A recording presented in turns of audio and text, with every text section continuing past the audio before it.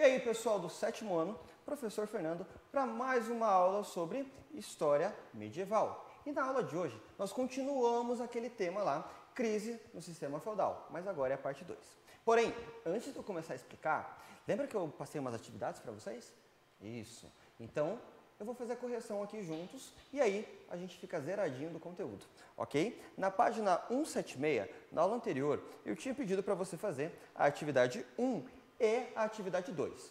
Se você não fez, você pausa esse vídeo agora, não tem problema. Você dá uma pausa nesse vídeo, você vai lá, você faz essa atividade, depois você volta aqui, porque é muito importante que você entenda ela para que a gente possa prosseguir com os assuntos, ok? Se você fez, eu agradeço muito e fico muito feliz de saber que você fez a atividade. Então, vamos corrigi-la já.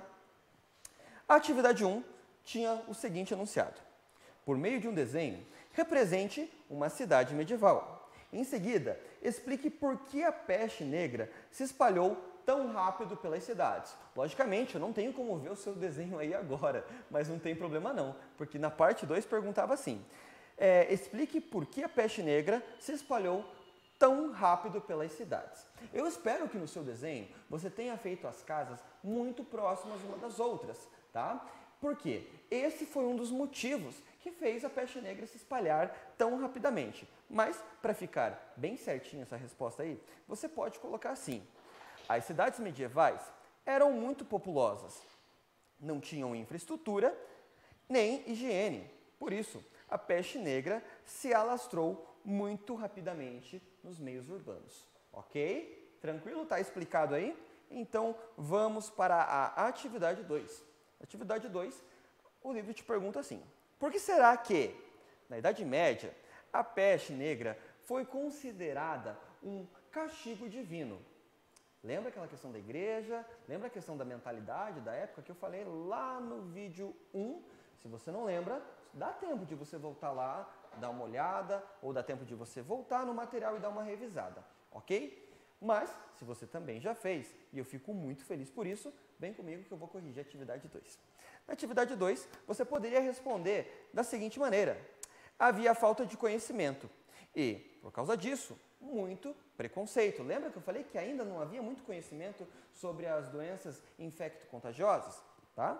Ainda, a sociedade da época era pautada pela igreja, que se utilizava da crença em Deus para explicar diversos fenômenos existentes. Desse modo, o que as pessoas não conseguiam explicar, acreditavam que era castigo ou bênção de Deus. Mesmo a gente sabendo que nessa época existia ali o desenvolvimento da filosofia, ainda a crença popular era muito ligada à questão religiosa. Então, aquilo que era desconhecido era explicado pelo aspecto religioso. Ok? Espero que você tenha acertado aí tudo aí. Agora a gente vai para o conteúdo da aula 2. E na aula 2, nós vamos abordar a questão das heresias. O que será que é uma heresia? O que significa essa palavra? Naquela época, lembra que a gente acabou de resolver uma atividade que falava que a sociedade ela era pautada pela Igreja Católica. Então, em filosofia a gente aprende que nesse período o pensamento ele é teocêntrico. O que é isso? Teocêntrico é o pensamento onde teo, no caso Deus, né, e centrismo, ou centro, né, de centro. Então, Deus no centro. Deus é o centro de toda a razão e do pensamento humano nesse período medieval. Então, o que acontece? Quem que pauta as questões de Deus para a sociedade? É o que você está pensando, a Igreja Católica. E se é ela que pauta, qualquer coisa que ela fala acaba se tornando, ou aquilo que é pregado e ensinado por ela, acaba se tornando como uma lei social, a gente pode até chamar assim, tá? Se alguém pensa diferente desse pensamento pautado e ensinado pela Igreja, essa pessoa está cometendo uma heresia. Ou seja, então, o que seria a heresia? É toda ideologia, todo pensamento, todo discurso que vai contra aquilo que a igreja ensina para as pessoas aqui nesse período aqui. Guardou bem? Tá bem explicadinho? Tá. Para você entender melhor, eu vou ler aqui com você a parte que explica o que é herético, que está ali no trechinho do lado no em tempo. Herético é relativo à heresia, relativo à ideia, prática ou opinião contrária ao que é aceito pela maioria. No caso, a maioria nesse momento é a Igreja Católica. Então, aquilo que vai contra os ensinamentos da Igreja Católica é, basicamente, considerado heresia. É muito importante que nesse período a gente vai ter o surgimento de um tribunal para julgar essas pessoas que acabam cometendo essas heresias segundo o que a Igreja dizia, que é o Tribunal da Santa Inquisição. Tá? Bem importante, existe um livro chamado Maleus Maleficarum. E esse livro ele é um manual que foi escrito, né, para que os padres, monges, as pessoas ligadas à igreja identificassem uma heresia ou até mesmo uma pessoa herética. Ok? Ó, tem um trecho bem importante e bem bacana para a gente fundamentar um pouquinho melhor isso que a gente está falando nessa aula, que está ali nesse box ali rosado na sua apostila e no seu livro digital, tá? É uma citação de Flávio Ermini, Grande História Universal. Eu vou ler para você aí, não dorme, por favor, continua comigo, senta direitinho aí, toma uma água, tá? E vem comigo. Abalavam os próprios fundamentos da comunidade cristã, numa sociedade nova e em rápida transformação.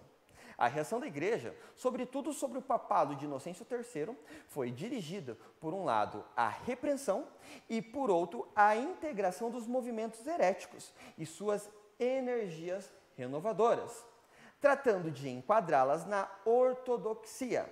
As cruzadas contra o albigenses e a criação dos tribunais da Inquisição, lembra que eu acabei de te falar?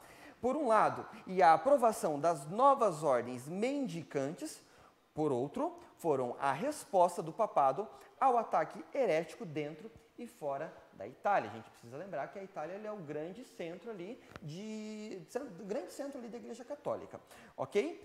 Existem dois movimentos considerados os principais dessa época, que são esses movimentos heréticos, que têm ideias que iam contra aquilo que a igreja pautava. Eu estou repetindo para você guardar bem isso daí, ok? Heresia, qualquer palavra, ideia ou algo que é mencionado que vai contra aquilo que a igreja está ensinando nesse momento, ok? Quais são, professor, então, esses dois movimentos? São, primeiro, os cátaros, também chamados de albigenses.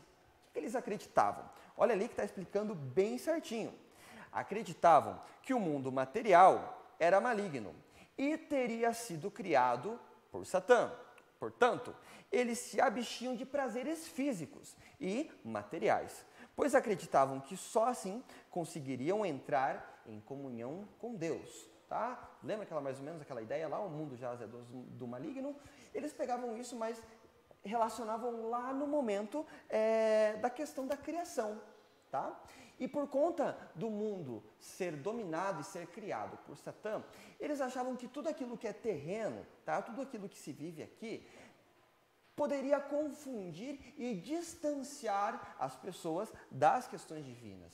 Por isso, eles pregavam e ensinavam que as pessoas deveriam se abster dos prazeres físicos e materiais, pois quanto mais elas fizessem isso, mais elas se aproximavam do divino, que no caso eles mencionavam como Deus. Ok? Tá bem claro para você? Ok, tranquilo. Vamos para a próxima. O próximo grupo considerado herético nesse período são os valdenses. Que pregavam, o que ensinavam, o que acreditavam os valdenses? Tá bem explicadinho aqui, eu vou ler para você. Faziam voto de pobreza e criticavam os luxos do clero católico. Eles também traduziam a Bíblia e pregavam na língua local, mas não em latim, como determinava a igreja. Por grande parte da história, e isso só vai alterar lá na frente quando a gente for estudar as reformas protestantes, as missas, todos os ensinamentos católicos, eles eram realizados em latim. Porém, não era todo mundo que sabia latim. O que os valdenses faziam? Eles traduziam trechos da Bíblia, tá? E realizavam, né, as cerimônias religiosas não em latim. E o que acontece? Isso era considerado heresia para a época, ok? Eu espero que isso tenha ficado bem claro. Mas qual será que foi a reação da igreja a essas questões de heresias? se você olhar aqui do ladinho, a gente tem uma imagem, tá? É muito importante você não ignorar as imagens do seu livro didático ou da sua apostila, pois elas trazem informações valiosas para você, o que no caso, essa aqui está nos trazendo. Olha, nós temos uma iluminura do século XV, representando a expulsão de cátaros da cidade de Carcassonne, ocorrida no ano de 1209. Então, o que acontece? Olha, a gente vê aqui pessoas sendo expulsas. A cidade, ela está representada por essa grande fortificação. Aqui a gente poderia até falar que é um castelo, tá? E aqui existem soldados nobres, né, colocando essas pessoas para fora da cidade. Lembrando que nesse momento da Idade Média, né, a igreja ela sempre está muito próxima das questões administrativas, do poder e da nobreza. Então, é como se fosse um elo. Então, quem está contra esse elo acaba sendo expulso da cidade. Entendeu? Ok? Então, vamos lá agora para um outro assunto muito importante, que é a Guerra dos 100 Anos. Olha, eu sei que vai parecer meio bobo, mas você pensa assim, quanto tempo durou a Guerra dos 100 Anos? Olha lá o título, tá? Mas, se você for ver bem certinho, ela vai de 1337 a 1453. Por que então, professor? Isso, se você fez a conta aí, você deve estar se questionando. Eu vou te explicar o porquê. Por causa do seguinte, uma guerra é muito caro. Manter uma guerra, você precisa de um efetivo de soldados muito grandes, mas também você precisa ter como financiar essa guerra, o que acaba saindo muito caro. Por isso, em vários momentos, essas guerras elas vão ter momentos quase de paz, tá? Então, elas têm interrupções. Por isso que acaba dando essa alternância aí na data, ok? Mas vamos lá então, o que é a Guerra dos 100 Anos? É o mais longo conflito da Idade Média. Vou explicar qual que é a razão, tá? E pode te parecer um pouquinho confuso, por isso eu vou ler bem certinho o que está ali no primeiro parágrafo, que está super explicadinho. Na segunda linha do primeiro parágrafo desse título diz assim: a morte do rei francês Carlos IV, um dos filhos de Felipe, o Belo, que não havia deixado herdeiros, em 1328, iniciou uma disputa pela sucessão do trono. Não dorme, calma, vem aqui comigo. Eduardo III, rei da Inglaterra, considerava-se herético, pois era sobrinho de... Considerava herdeiro, desculpa, é que eu estava falando de heresia, acabei falando herético aqui, tá? É herdeiro, repito, herdeiro. Considerava-se herdeiro, pois era sobrinho de Carlos IV, pelo lado materno. Porém, sua reivindicação não foi aceita pelos franceses, devido à lei sálica. Professor, o que é lei sálica? Grifa aí, tá? Lei sálica é que não reconhecia herdeiros da linhagem feminina. Olha, para você entender bem a motivação da Guerra dos 100 Anos, você precisa entender uma coisa bem lógica e fácil. Quando você tem um rei, e esse rei está, para falecer, para bater as botas, o que acontece? Ele precisa que quem vá assumir o trono no seu lugar, o reinado no seu lugar, seja o seu filho, geralmente o seu filho mais velho, ok? Mas o que acontece? O rei Carlos IV não deixou nenhum herdeiro. E o único herdeiro, masculino seria por parte feminina. Só que a lei sálica não permitia isso. O que aconteceu? O parente mais próximo de linhagem masculina, tá? E por parte dele, estava lá na França. E achou que ele, poderia, ali a gente vê o Eduardo III, ele se considerou herdeiro do trono. Só que o que aconteceu? Os ingleses não aceitaram aquilo ali. O que acontece então? Tem início uma guerra. E essa guerra vai se estender por longos anos, tá? Basicamente, por essa questão ali de quem queria sucedê-lo no trono, ou quem teria direito ao trono daquela região. O que vai acontecer? Lá no primeiro, segundo, terceiro, no quarto parágrafo, a gente tem a explicação bem certinha de como que mais ou menos isso desenrolou. A guerra foi longa, porém não foi contínua. Lembra que eu falei que teve umas pausas, umas interrupções? E por ser dividida em 4 momentos diferentes, o primeiro período, de 1337 a 1360, foi marcado pela vitória inglesa e pelo domínio do território das costas norte e oeste da França. Porém, no segundo, entre 1360 e 1380, houve a retomada dos territórios pelos franceses. Aqui a gente tem uma iluminura, né? Representando a Batalha de Crécy, que ocorreu em 1346. Essa foi a primeira batalha, grande batalha, entre os exércitos ingleses e franceses nessa Guerra dos 100 Anos. Continuando, lembra? Primeiro, segundo, agora o terceiro momento. De 1380 a 1420. Garantiu a conquista de quase toda a região do norte da França pelos ingleses. O último momento, de 1420 a 1453, foi o período em que a França retomou os territórios conquistados e ganhou a guerra. É muito importante você saber dessa pessoa que eu vou falar agora. Existe uma figura feminina que foi fundamental e crucial para todo o desenrolar dessa guerra. E ela foi a Joana d'Arc. Ela liderou um pequeno exército, derrotou vários invasores e lutou ao lado dos franceses, logicamente. Porém, o que aconteceu?